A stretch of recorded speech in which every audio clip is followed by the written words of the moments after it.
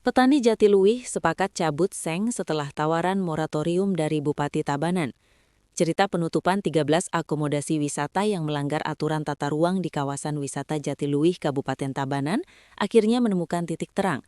Para petani bersedia mencabut seng dan plastik yang sebelumnya dipasang di tengah lahan persawahan sebagai bentuk protes terhadap tindakan Pansus TRAP DPRD Provinsi Bali.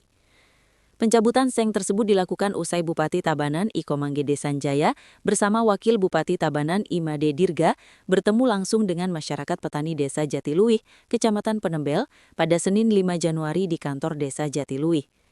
Dalam pertemuan tersebut, petani menyatakan kesediaannya mencabut seng setelah pemerintah Kabupaten Tabanan menyampaikan komitmen untuk menyiapkan moratorium khusus bagi masyarakat lokal pemilik lahan dalam menjalankan usaha di kawasan Subak Jatiluwih.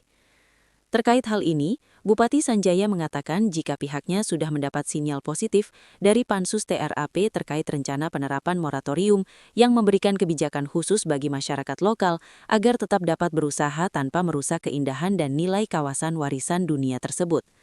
Meski demikian, Sanjaya menekankan pembangunan di tengah sawah tidak dibenarkan karena dapat mengganggu keindahan dan nilai ikonik Jatiluwih sebagai kawasan persawahan terasering.